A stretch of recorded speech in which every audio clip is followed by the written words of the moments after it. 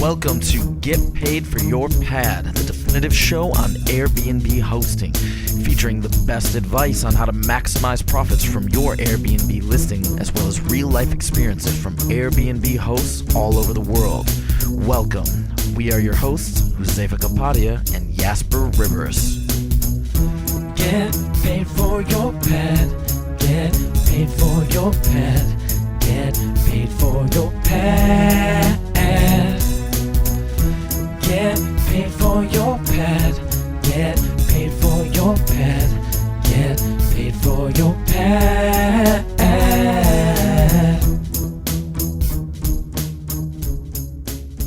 Hey everybody, welcome to another episode of Get Paid for Your Pad. Today I have a really interesting guest. Her name is Gabby Wallace and she is an English teacher. So Gabby, welcome to the show. Hey, thank you, Jasper. I'm happy to be here. Great, so we're in Ho Chi Minh City right now. We're staying in the same house and it's been really fun hanging out and helping each other with our businesses. So it's been good times. Absolutely, yeah. So Gabby, tell us a little bit about yourself. Yeah, sure. Well, before Ho Chi Minh, I was living in Tokyo, and I was able to host a little bit on Airbnb. That's how we kind of got talking about Airbnb. I came out here to Ho Chi Minh about 2 months ago, and I've been working on my online business, teaching English and also helping people to make their own online courses like I do for English learners. Mm-hmm. So is English teaching something that you've done for a very long time? Yes, I've been teaching English for over 10 years. I just love languages, and so I kind of just fell into teaching because I like helping people learn languages. I like to travel. I like to meet people from different countries. So it's been really enjoyable. But the thing is, I wanted a job that would allow me to travel so that I could immerse myself in different languages and see the world. And so to do that, I knew, I needed to build my online business. And actually, part of the way that I did that was kind of funding through Airbnb. So it's been really a helpful connection that way. Right. Yeah. And so if you teach English, what does that job typically look like? You go to a foreign country for a couple months, teach at a school, and then go somewhere else, or how does that work in terms of traveling? Yeah, actually, teaching English as a second language is a good job for living abroad, like in certain places. So, like I lived for 3 years in Japan. Japan is a good place to go if you're an English teacher. There's a lot of jobs. And other places like China or in the Middle East, those are kind of the hot spots for English teaching.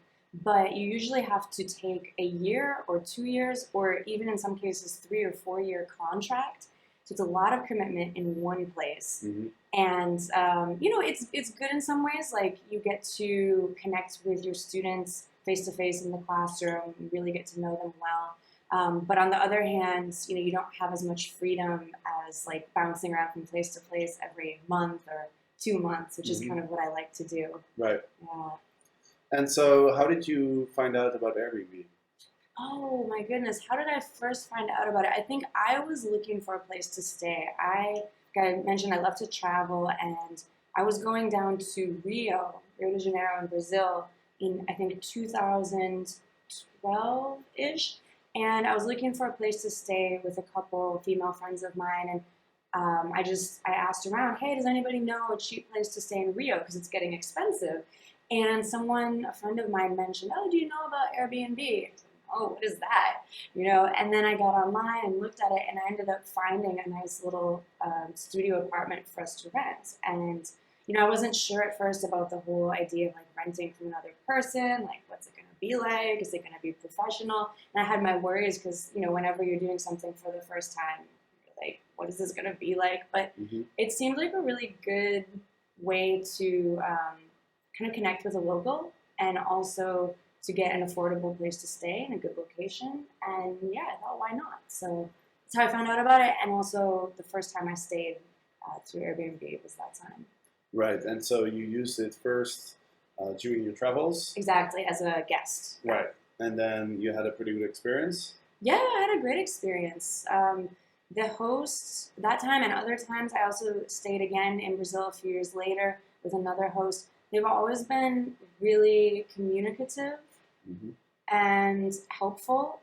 Like if there was something we had a question about, or I remember what I had a question about the first time. I think I just didn't know how the AC worked or something, and they were really responsive. So Mm-hmm. I would say in general, hosts are super helpful. They're there to make sure that you have a good stay, and of course, they probably want the good review. But I think a lot of people genuinely want to help out other travelers. Right.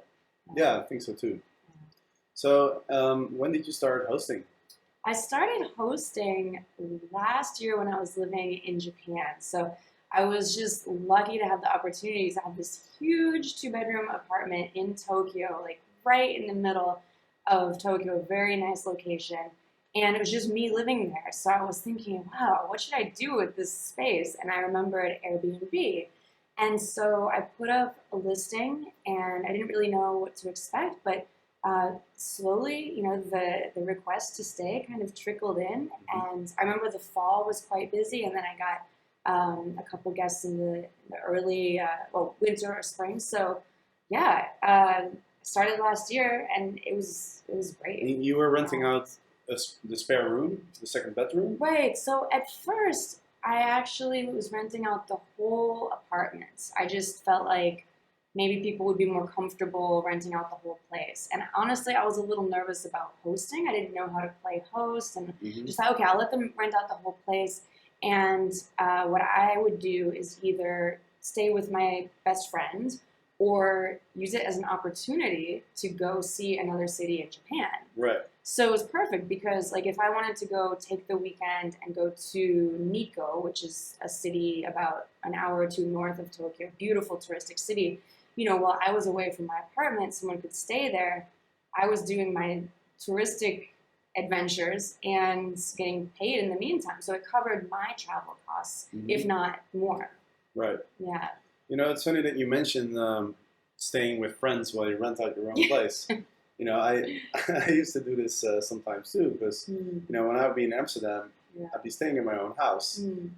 But at some point I was thinking, well, I'm kind of like missing out on like $200, $250 a night by staying in my own place. Right. So then I thought, well, what if I just keep it open, and if somebody books it, I just crash with my buddy, right? Exactly. So then at some point my friend was saying like, well, this is fun for you, huh? Like you're making all this money, and then you stay in my place. Well, I actually had an agreement with my friend. She also started to host on Airbnb after I showed her kind of how it was working well for me.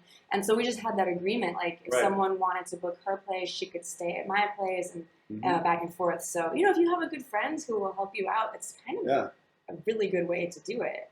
Absolutely. And that's a really smart way to do it. You find somebody and then convince that person to list their house as well, and then you can discuss with each other. Yeah. I ended up just paying some groceries for my friend. Oh, well, that's considerate. That's nice too. After I did that, though, I started to rent out the extra room while I was staying there, and I was comfortable with that. After a few times of renting out my whole place, I figured out Airbnb guests are not weirdos. They're just like me, Right. And I actually had a great time because I had these interesting people come through, and I ended up being friends with a couple of them even after the fact. So I just, I can't speak highly enough of it. It was a really good experience.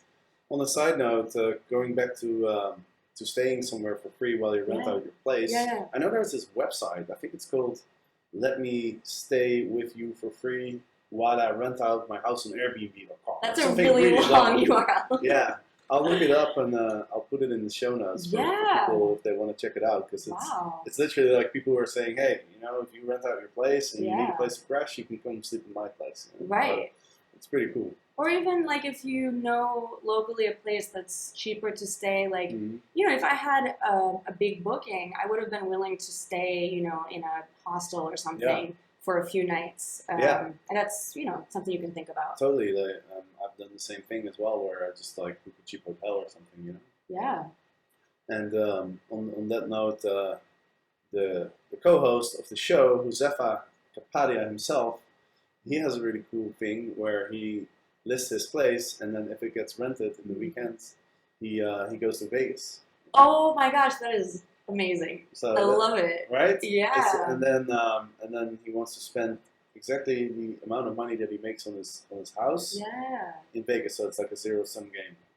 That is excellent. So So that's cool. smart. You know, there's a lot of different ways how you can use Airbnb Absolutely. if you're creative. And I mentioned some of the money that came in during the few months that I was doing or hosting Airbnb in Tokyo helped to fund my my online business, to kind of invest in my own venture online. So I think you can think of the money that comes in a lot of different ways. It could fund your own travels. It could fund your startup business. It could just be some extra grocery money. I don't know. Absolutely. It's we had a few people on the show before who were doing startups, and they were using Airbnb to sort of get by because they didn't have an income. Right. Yeah, like I had a new website designed in January, and it was just about equal to what I made on Airbnb. So Okay. yeah. Cool. What's the website? Laptopteacher.com. Okay. Yeah. Cool. Well, people can go and check that out if you Thank want to you. be an English teacher. Yeah, right? or if you want to teach anything online, it's really about taking your skills or expertise and creating a course. You could be a language teacher, like I've been for a few years, or you could be teaching other topics, but just how to teach online and kind of have the travel lifestyle. Mm-hmm. Yeah. Very cool. So so let's talk a little bit more about your listing and your experience. Yeah. So are you still hosting now, or? No, so actually, when I left Tokyo, I gave up my apartment. Sadly, it was a really nice apartment. But when I came here to Vietnam, I had to leave it, and so now, I'm just I don't have a place to rent out. Really. Right. Yeah. Okay. But I would definitely do it again. Mm-hmm. Yeah. So what were some of the most interesting guests that you had in your house? Well, everyone was interesting in their own way, but I would say one guest was really interesting because he was on a business trip, and he was Muslim, so he was interested in visiting the local mosque. I didn't even know in Tokyo there was a huge mosque. So he really opened up my eyes to another kind of subculture in Tokyo, and I actually went with him to the mosque to explore it. And so it was really interesting, like, as the host, you're supposed to kind of show people around your city or give them information. And here he was coming and, showing me around Tokyo. Right. And that happened with another guest, actually. A guy from the UK came through, and he was really interested in cafes. And I love coffee myself. So he gave me some information about the local cafe scene in Tokyo. Awesome. Yeah. And I helped out with the things that I knew, like how to get around on the subway. But, each guest kind of brings their own interests. And I don't know, it can just open up your eyes to your own city. Absolutely. I Yeah. never expected that. Yeah, I had the same a similar experience in Amsterdam where I had some people staying who came for a certain conference, and I didn't even know the conference existed. Yeah. You know? Yeah. So it's interesting how it can also be a way to learn more about your own city. Absolutely. Yeah. So do you have any bad experiences? Because a lot of people who when they start hosting, they're often concerned. They think, well, what if the guest will destroy my place or steal my stuff, or No, I never had that kind of experience. I would just say a couple of things like, I remember my laundry machine in Tokyo was really noisy, but I didn't realize it because I had gotten used to it. Right. And so the little things like that, you might have forgotten how it was when you first got to your apartment. And I remember the first day in my apartment, I thought, wow, it's really noisy, but I got used to it. But just remember that your guest might not be used to something like that. And so, little things like, if they wanted to do laundry, I would say you should probably do it in the morning, not at night or something. Right. And then, yeah, like if you don't own your space, just maybe check with your landlord to make sure if they're okay with it. Did you check with your landlord? I actually did not. So I got in a little trouble. That's why I mentioned this as kind of a caveat to check with your landlord or housing manager or whoever. Yeah, because I actually sort of got in trouble with my landlord, and yeah, I would just say watch out. I won't go into specifics, Well, but that sounds like yeah. an interesting story. I'd like to hear that. Sure. Okay. Well, I'm trying to think. I have no idea actually how the landlord found out because I wasn't really, I wasn't making a lot of noise about it or anything. But they approached me one day and they said, "Oh, have you been, subletting your place?" And I was completely honest. I said, "Yeah, I've been having people come through," and they kind of knew because other people have been doing things like couch surfing or like free, stay at my place kind of things. So I thought, okay, well, if they're doing that, then I can probably do Airbnb, no problem, And, Right. and a lot of things, sometimes I feel like a lot of things are like, they're understood, like they're okay in practice, but they may not be okay on paper. Right. Like your lease says X, but everybody in the building does Y Mm-hmm. and Z, Right. and Yeah. So that's kind of what was happening. I was just going along with kind of the unspoken rules. Mhm. But then they got me on the written rules and they said, this is really not acceptable. You can't be subletting. And it ended up that I had to leave the apartments the next month. So I could have fought to stay there and, apologize profusely, but I just thought, that's not for me. I want to live in a place where I'm free to host people. Mm-hmm. I want to live in a place where I feel free to have my friends and family stay too, because there was Right. kind of a strange rule about that. So I just thought, okay, I'll part ways, no problem. Mm-hmm. But yeah, that's pretty much the story. Yeah, I think it's just really relevant to a lot of people's situation because Yeah. most people rent their places. And so, I think when you look at the leases, it will always say something like you're not allowed to do X, Y, Z, Right. right? Because there's no downside to the owner to Exactly. make those rules, right? Right. I mean, he can, even if the rules are there, he can still allow it, Yeah. right? And so I think a lot of people are dealing with similar situations where technically you're not really allowed to do what you're doing, Right. but at some point it's also you have friends over who's staying sometimes. Exactly. What's the difference if you have some people staying over who are paying, right? It's Right. like it's not a big sort of difference. So Mhm. I think depending on how much you do it, like Yeah. it kind of depends on the situation whether you want to talk to your landlord, I guess. Right. But I think, the worst thing that can happen is obviously that you get kicked out, or maybe you could have stayed if you It really was- would have fought it. It was the worst, but at the same time, the best thing. And I'll explain that a little bit because, like I said, it didn't fit my personality. That kind of management, that kind of building didn't fit my lifestyle that I wanted, which is to Mhm. have guests and to host people. So in a way, kind of being forced out of that situation was a good thing. Right. And it also kind of gave me a push to start my traveling lifestyle because I was really based in Tokyo and I was kind of planning to stay there another, at least 6 months or so. Mhm. But to be honest, it was like a blessing in disguise that I kind of had to leave the nest, so to speak. Right. So, I believe whatever happens can be a good thing depending on how you look at it. Mm-hmm. Absolutely, and well, that's good that you took something positive from a situation that most people will consider being a bad situation. Yeah, right? yeah. But coming back to the to the rules and the regulations, etc. For I know I've spoken to a lot of people who are considering hosting, and that's usually the first question they have. It's like, how do I deal with my landlord? Do I tell him or not? And what about the rules, etc. And I think you gotta ask yourself, what if the worst happens? What Right. if I get in trouble, like I do it, and the landlord finds out, and I get evicted? How does that change my personal situation? Right? Like in your case, it wasn't as bad. It sounds, Right. but other people might have more issues. Oh, with yeah. it, of course. So, Oh yeah, if you have, let's say you have a family, you're not going to want to just get kicked out of your Right. apartment, and yeah, it could be really much more difficult.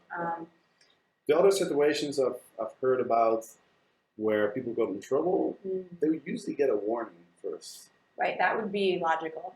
Yeah.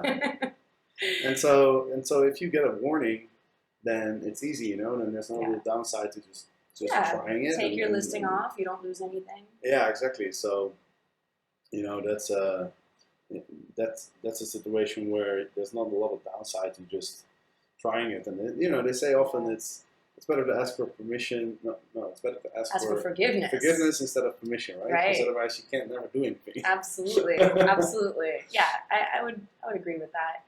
I think it like every situation is different. It depends on your relationship with your landlord. It depends on the type of building or house that you live in. Yeah. Or whatever. I mean, I've seen people rent out shacks and boats and sheds and like all kinds of different structures, Castles, tree houses, dance studios. Close. Yeah. You can go pretty crazy. In Amsterdam, there's a plane that you can rent, which is really cool. That's so cool. It's Airbnb collaborated with KLM, the national, the Dutch airline. Wow. And so they completely redesigned a whole airplane and built an apartment inside. Oh my gosh, that sounds amazing. Right? What a unique place to stay. Like only through Airbnb, right? That's so cool. Yeah, there's a lot of really cool, unique places. I remember when I visited the Airbnb office, they have some really amazing listings on display, where they actually built, like a model of the house or whatever the space was that was rented out. So I remember looking at these models, and there were some really cool ones. I remember also when I went to Amsterdam, I saw that there were some boats where you could, sleep on the, would you say the river, the dam, or on the water? The canal, thank you. Yeah, on the canals.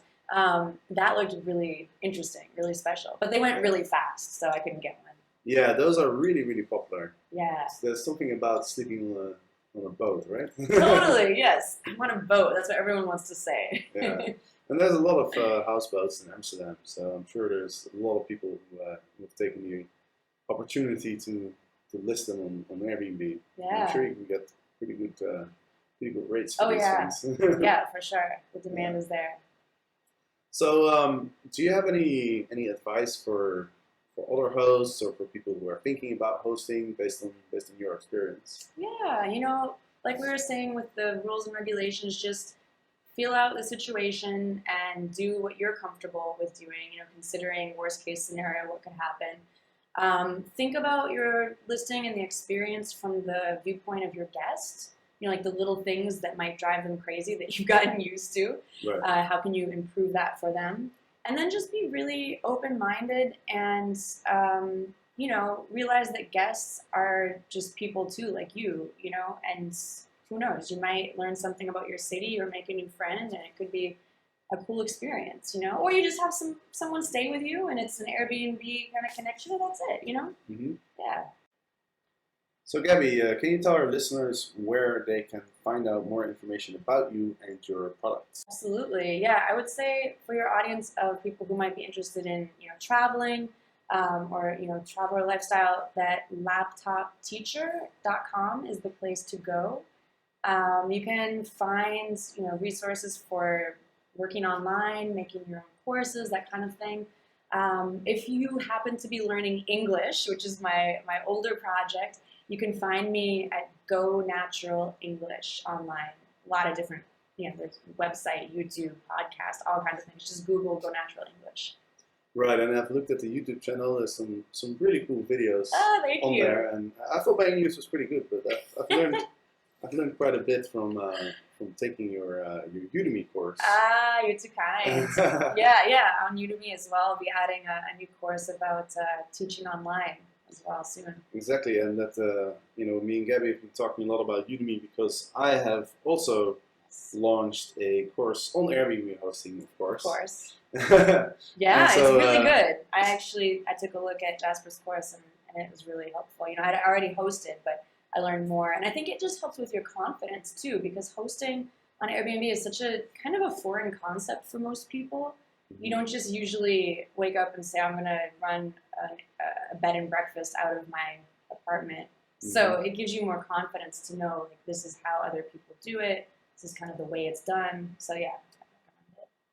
Awesome, yeah, and I've improved some of the videos recently based on some feedback from people. So if you want to check out the video course, it's on sale right now for $27. Normally it's $47, and the video includes pretty much everything you need to know for Airbnb hosting, as well as some cool bonuses, a membership to the Airbnb Academy Facebook group, where we have pretty active conversations about Airbnb hosting with almost 100 members. And also you get my personal guidebook that you can sort of copy and create your own, which is really helpful for guests. I get a lot of good feedback from my guests about it. So it includes some other things as well. So go ahead and check it out on at getpaidforyourpad.com. You can get it for $27, and I would love to hear your thoughts. So if you do take the course, please let me know what you think, and I'm very happy to help you with anything you need related to your Airbnb listing. So with that, this is the end of the episode. So Gabby, thank you very much. Thank you. For joining It's a pleasure. today. I've actually prepared a special page for your audience at laptopteacher.com/Airbnb. Awesome. And if you come over there, you'll find you can get a free 5-video course to show you how to get started with your own course online, how to make money teaching online. Awesome. So everybody go ahead, check that out, and I'll put the link in the show notes. And well, thank you so much, Gabby, for this offer. My pleasure. And it's been fun talking to you. Yeah, my pleasure. And for all the listeners, thank you for listening, and we will be back with another episode next week on Monday.